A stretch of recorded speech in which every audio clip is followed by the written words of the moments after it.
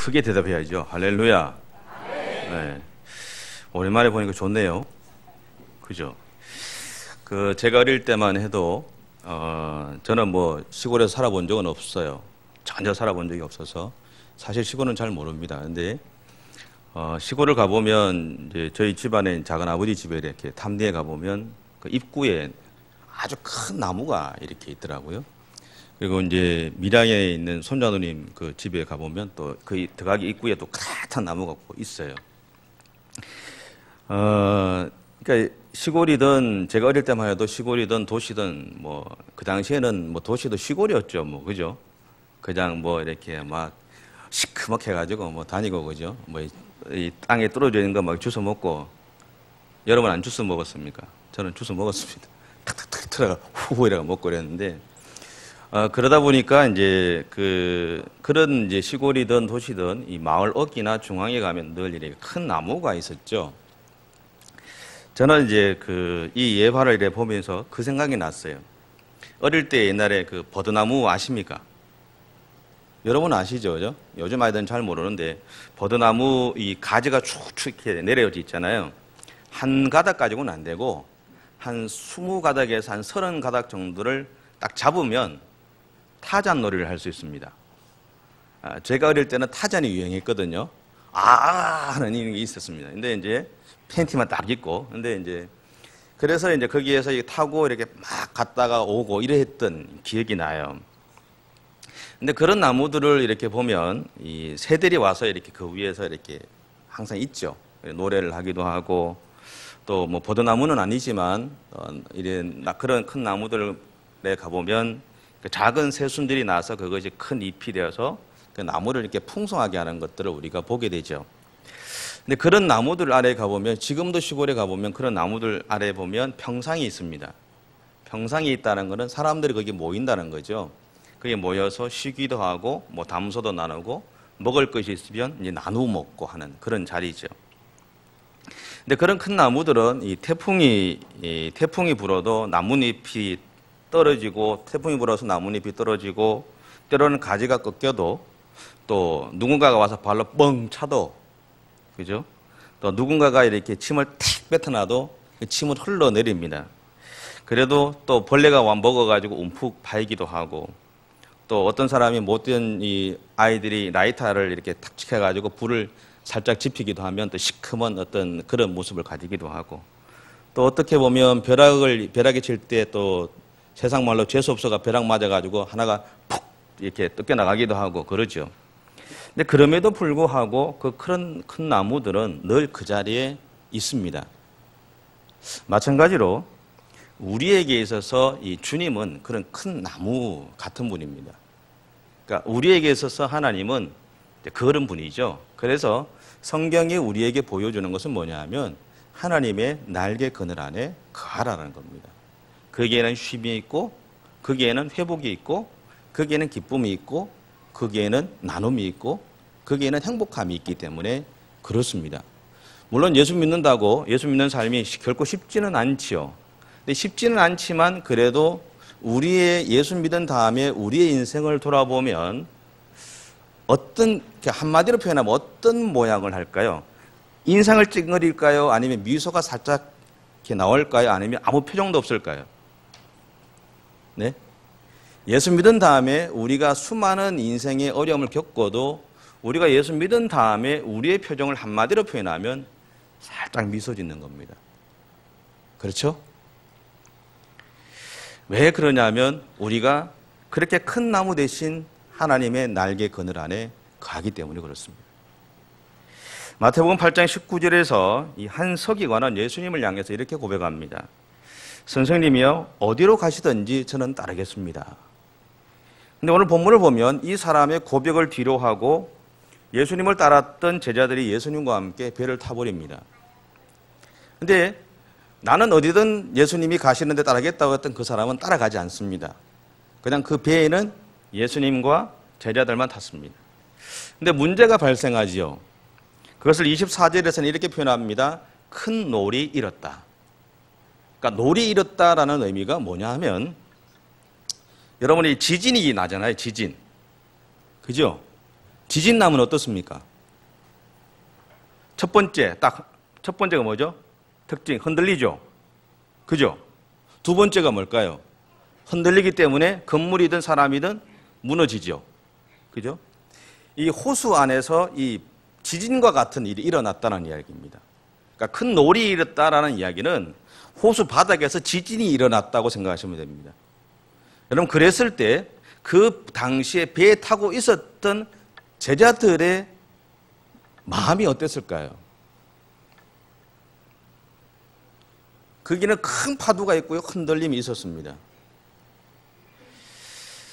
제자들 중에는 이 바다에서 잔뼈가 굵은 사람들이 많습니다. 그러니까 갈릴리 호수를 우리는 일반적으로 갈릴리 바다라 그러기도 하고 호수라 그러기도 합니다. 근데 원래 명칭은 호수지요. 근데 왜 바다라 그러냐면 호수라고 하기에는 크다는 거죠. 그래서 그냥 갈릴리 바다라고 이렇게 통칭을 합니다. 그리고 또 하나는 뭐냐면 이게 이제 번역될 때 이 우리나라에는 그렇게 큰 호수가 없다 보니까 이거를 그냥 바다라고, 이렇게 호수라는 이 단어를 바다라고 그냥 표현을 한 겁니다. 그래서 어쨌든 간에 거기에는 큰 이제 일어나죠. 그래서 이 제자들 중에는 일평생 동안 이 호수에서 고기를 잡으며 살았던 사람들도 있습니다. 그래서 이 사람들은 처음에는 당황하고 있는 제자들을 다독게 어렸을 겁니다. 위로하기도 했고요. 걱정하지 마라 라고 하기도 했을 겁니다. 그런데 그리고 그들 앞에서 자기들 앞에 처해 있는 지금 당장의 문제를 해결하기 위해서 노력했을 겁니다. 근데 문제는 뭐냐면 지금 자기들이 당하고 있는 그 문제가 자신들이 감당할 수 있는 수준의 문제가 아니었다라는 겁니다. 여러분, 아무리 바다에서 잔뼈가 굵었다고 해도 사실 바다에서 이 하는 일들을 업으로 삼고 있는 사람들, 그 사람들에게 물어보면 바다는 두려운 존재라고 그럽니다. 맞죠? 바다는 두렵다 그럽니다. 그 사람들은 바다가 좋다라고 얘기하지 않습니다. 먹고 살기 위해서 나갈 뿐이지 두렵다라고 얘기합니다.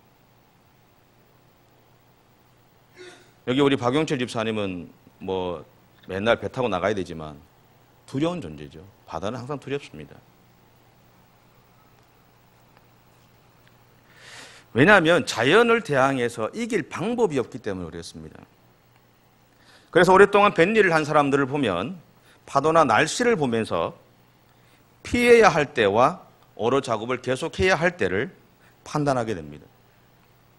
근데 이 순간 조금이라도 욕심을 내게 되면 그것은 자신의 생명을 보장할 수 없는 상황으로 몰아간다는 겁니다.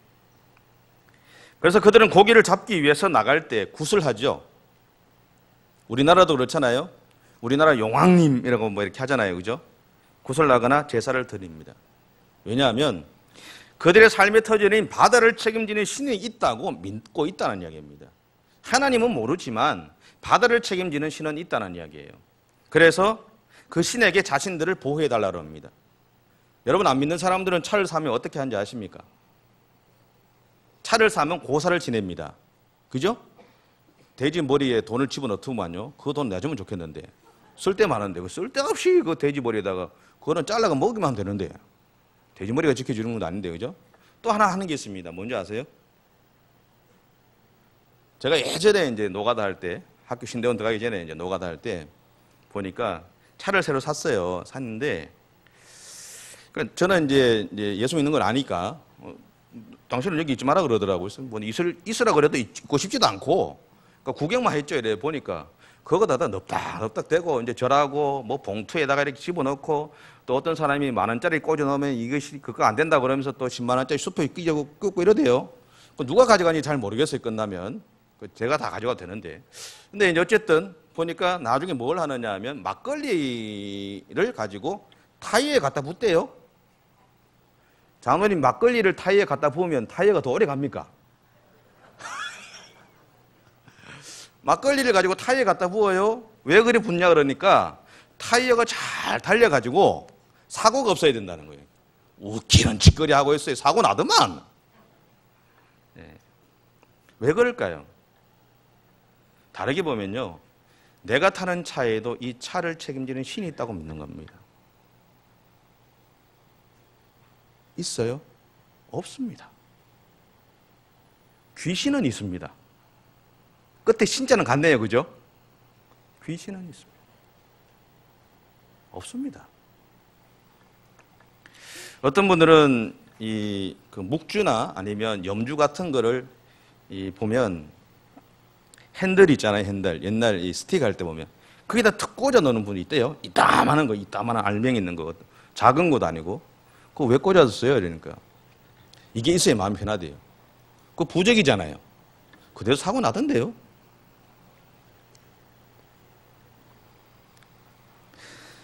여러분, 세상은요, 내가 욕심을 더 내고 싶은데 그 욕심 때문에 내가 망하지 않기 위해서 자기들 스스로가 만든 신에게 도움을 요청합니다. 근데 그런 신은 없습니다. 또 하나 성경은 당시의 상황에 대해서 이렇게 정을 합니다. 배가 물결에 덮이게 되었다. 다시 말하면 배가 난파될 상황에 처해 있다는 겁니다. 워낙 지진이 나가지고 파도가 높아지고 막 흔들리면서 배가 뒤집어지게 됐다는 얘기예요. 절체절명의 상황이지 않습니까? 그 결과 그들에게는 갑자기 죽을 것 같은 두려움이 생겼을 겁니다. 여러분, 이런 갑작스러운 공포는요, 사람의 이성을 마비시킵니다. 그래서 인간성을 상실하게 만들죠. 그래서 난파되는 배를 보시면 질서가 있던가요? 네? 그게 잘 이해가 안 되시죠? 여러분 주변에 혹시 목욕탕이 불났을 때 질서가 있던가요? 네? 목욕탕이 불났을 때 질서 있던가요? 외국에서 목욕탕이 불나면 여자분들이 위에를 가르고요, 우리나라에서 밑에를 가린답니다. 차이가 있겠죠? 근데 어쨌든 목욕탕에서 불이 나도 질서가 없습니다. 내가 먼저 살아야지요. 자식하고 뭐 있을까요? 전쟁이 났을 때, 포탄이 떨어질 때 내 자식을 먼저 앞세우고 내가 뒤에 따라갈까요? 아니요. 포탄이 떨어지는 순간 내가 먼저 갑니다. 그 극도의 공포가 사람의 인간성을 상실시키는 거예요. 예수님이 지금 타고 있었던 이 배의 상황이 그 상황으로 벌어지고 있다는 이야기입니다. 여러분, 우리도 이런 상황에 처할 때가 있습니다. 여러분 인생을 살아가 보면 갑작스러운 공포의 순간이 다가올 때가 있죠. 어려움의 상황이 주어질 때가 있죠. 우리도 동일합니다. 그런데 그 상황에 대한 설명을 하고 싶은 게 아닙니다. 여러분, 그때 우리는 주님을 봐야 됩니다.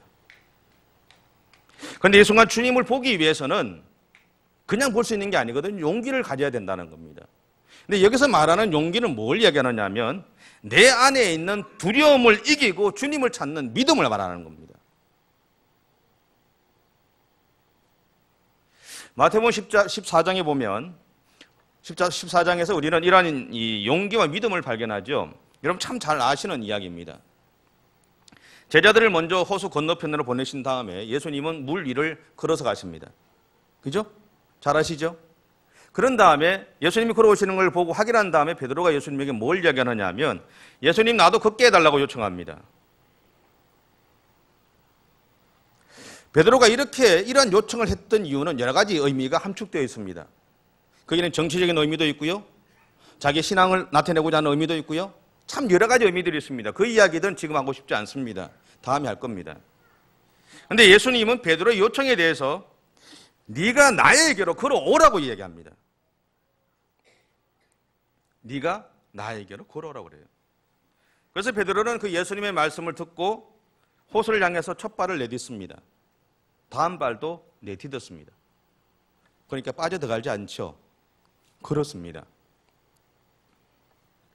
그런데 그의 앞에, 이 베드로의 앞에 뭐가 일어나느냐 하면 지금 자신이 처한 현실을 알려주는 파도가 일어나게 됩니다. 그 현실이라는 것은 뭐냐 하면 세상의 자연의 질서로는 있을 수 없는 일을 네가 지금 행하고 있다는 겁니다. 그게 뭐죠? 물 위를 걷는 겁니다. 여러분 집에 가셔서 기도 열심히 하시고 대야에다가 물을 좀 담으시고 두 발을 한번 넣어보세요. 어떻게 되는가? 믿음으로 넣어보세요. 믿음으로 예수님 딱 보고 한번 넣어보세요. 어떻게 되는가? 아마 다 그러실 겁니다. 여러분, 그런데 베드로는 자기가 지금 처해 있는 이 현실을 알려주는 파도가 이른 것을 보고 나서 주님 말을 바라보던 베드로의 마음에 균열이 생기기 시작합니다. 그 결과 그는 물에 빠져 들어가 버렸습니다. 그런데 바로 그 순간 베드로는 예수님을 향해 뭐라고 이야기하느냐 하면, 예수님, 내가 죽게 되었으니까 나를 살려달라는 거예요. 그 이야기는 뭐냐 하면, 지금 자기를 바라보고 있는, 예수님의 말을 듣고 몇 발자국 걸었던 자기를 바라보고 있는 다른 제자들과 예수님을 향해서 자기는 정말 예수님의 특별한 제자라고 증거하고 싶고 나타내고 싶은, 다른 사람들로부터 인정받고 싶은 그가 나 또한 별 다를 것 없는 인간이라는 그 현실 앞에서 어쩌면 네가 그렇게 왜 쓸데없는 짓을 하다가 그런 어려움을 당하느냐라는 비아냥을 들을 수도 있지만 그것까지도 감당하고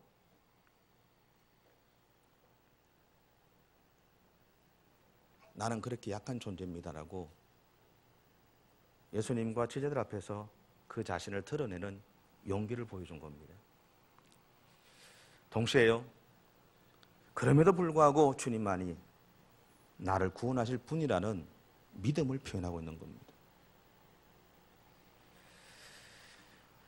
그러자 주님은 즉시 그의 손을 잡죠. 그 물에서, 그 고통의 자리에서, 그 아픔의 자리에서 건져내시고 맙니다. 여러분, 지금 우리에게는 이러한 용기와 믿음이 필요합니다. 여러분이 하루를 살아가고 일주를 살아가실 때 여러분의 인생 가운데 분명히 어려움이 생길 겁니다. 그때요, 조용히 기도하십시오. 하나님, 나 이 문제 어떻게 하면 좋지요? 하나님, 내가 할 수 있는 거 없습니다. 어떻게 할까요? 기도하십시오. 그러면요, 여러분이 못 느낄지 모르지만 하나님은 여러분을 붙잡아 주신다는 사실입니다. 오늘 본문은 제자들이 이러한 상황에 처해 있을 때 참 희한한 장면이 나옵니다. 제자들은요, 지진이 일어나가지고 다 죽게 됐다고 막 우선치고요, 인간성이 상실된 정도로 내가 먼저 살아야 되겠다고 막 이야기하고 있는 그 아수라장의 현장 속에서 예수님은 주무시고 계셨다라는 것. 모든 사람들이 두려움에 공포에 떨고 있을 때 주님만은 평안하셨다는 겁니다. 어떻게 그럴 수 있을까요? 그것은 주님이 이 모든 상황을 지배하시는 하나님이셨기 때문입니다. 세상의 주인이기에 아무리 자연 환경이 변하고 어려움이 생긴다고 해도 그것은 주님의 손안에 있었던 겁니다. 서유기에 보면 삼장 목사와 원숭이 나오잖아요. 그죠? 삼장 목사가 자기 원숭이 보고 그러잖아요. 손오공 보고 네 마음대로 가보라고. 근데 나중에 이 손오공은, 이 원숭이는 어디에 있었습니까? 삼장 목사의 손 안에서만 맴돌았습니다. 여러분, 세상이 아무리 힘들고 어려워도, 세상이 아무리 바뀌어도 세상은 하나님의 손 안에 있습니다. 왜요? 그분이 이것을 만드셨기 때문에 그렇습니다. 내가 아무리 똑똑해도 내 인생도 하나님의 손에 있는 겁니다. 내가 수많은 계획을 가지고 있어도 그 모든 것도 하나님의 손 안에 있습니다. 왜? 하나님이 나를 만드셨기 때문에. 그것을 아셨기 때문에 예수님은 평안하셨다는 것입니다. 그리고 우리가 주님을 찾아야 할 이유가 바로 여기에 있는 것입니다. 여러분, 주님은 우리의 하나님이십니다. 주님은 세상의 창조주십니다. 그러기에 우리는 주님의 품 안에만 있으면, 그리고 주님의 손에 붙잡히기만 하면 염려할 것이 없습니다.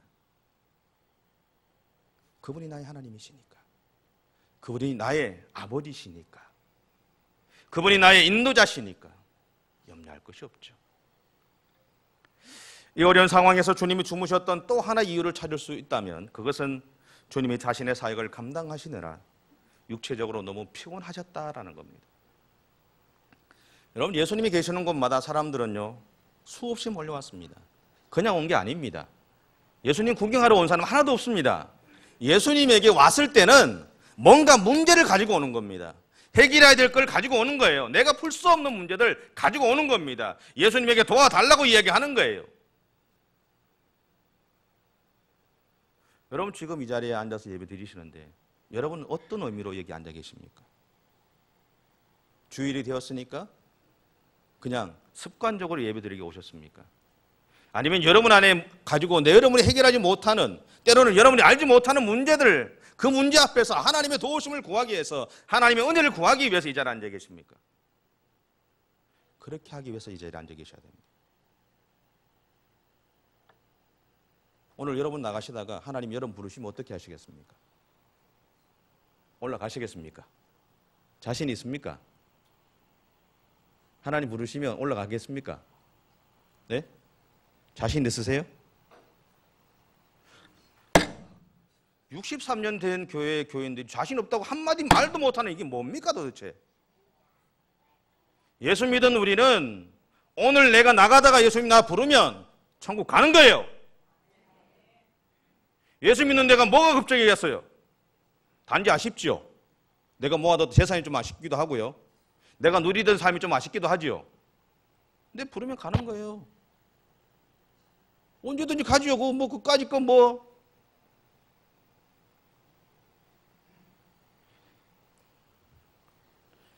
여러분, 예수님을 따라왔던 사람들은 자기들의 문제가 해결되기를 원했습니다.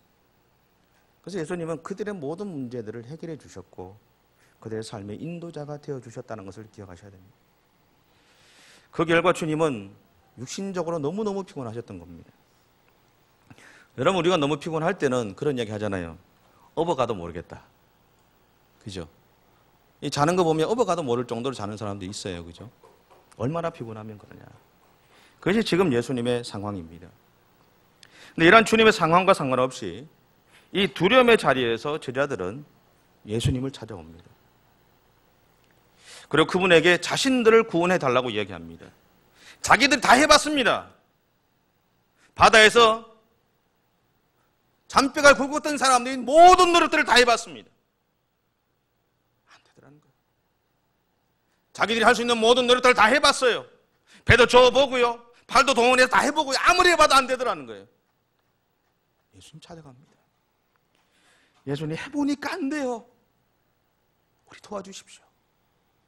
예수님 제발 주무시지 말고 우리 살려주십시오. 그 이야기를 하고 있는 거예요. 근데 참 희한한 건 뭐냐면 그들의 그 부르짖음에 대해서 잠에서 깨신 예수님이 하는 이야기가 왜 무서워하느냐? 이 믿음이 작은 자들라는 거예요. 오래 책망을 듣고 있다는 거예요. 책망을. 예수님한테 가서 도움을 요청했으면 예수님이 그래 내가 해줄게라고 해야 되는데 예수님이 하시는 게 뭐냐면 책망하더라는 이야기예요. 왜 이 믿음의 작은 자들아 염려하느냐라는 거예요.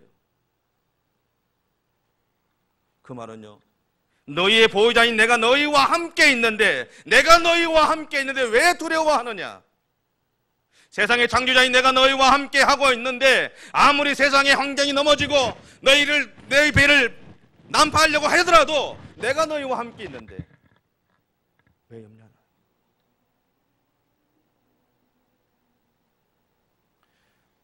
여러분, 자녀들은요 부모님과 함께 있으면 평안합니다. 어떤 상황이라도 염려하지 않죠. 왜 그렇습니까? 아빠, 엄마와 함께 있기 때문에 그렇습니다. 다른 이유는 없습니다. 부모가 돈이 있어서 편할까요? 아니요, 안 그렇습니다. 아빠, 엄마가 함께 있기 때문에 평안한 겁니다. 여러분의 인생에 하나님이 함께 계십니다. 믿으십니까? 못 믿으셔도 믿으십시오. 여러분의 인생에서 염려할 것이 없습니다. 아픔도 있을 것이고 어려움도 당할 겁니다. 그러나 염려할 것은 없습니다. 왜? 그렇게 파도가 일어도 주님이 그 배에서 평안하게 주무셨듯이 그분이 우리와 함께 계시기 때문에 염려할 것이 없다는 얘기입니다. 이미 답이 나와 있는 인생을 사는 것이 그리스도인입니다. 답이 없는 인생이 아니라 답이 있는 인생을 사는 거예요. 우리는 이미 정해져 있는 인생을 사는 거예요. 예수 믿는 사람 죽으면 어디 갑니까? 여러분 죽으면 어디 가세요? 천국 가지요. 답이 나와 있잖아요. 안 믿는 사람 죽으면 어디 갑니까? 모릅니다. 갈 데가 없습니다. 그래서 윤회를 이야기하잖아요. 개가 있으면 아이고 내가 잘못 살아서 개 같은 인생 됐다고. 개 보고 네가 내 조상이 될 수도 모른다고. 그 따위 어리석은 일들이 어디 있어요 도대체. 어디로 가야 될지를 모르는 거예요. 그런데 예수 믿는 사람들은 답을 알고 있잖아요. 내가 가야 될 천국 알고 있고요. 하나님이 나와 함께 하시기 때문에 어려움도 있고 다 파도가 있지만 염려하지 않아야 될 이유가 있다는 거 우리 알잖아요. 답 알고 있는데 뭐 걱정하세요. 물론 걱정도 하세요. 울기도 하시고 하세요. 때로는 그렇게 매달려야 돼요.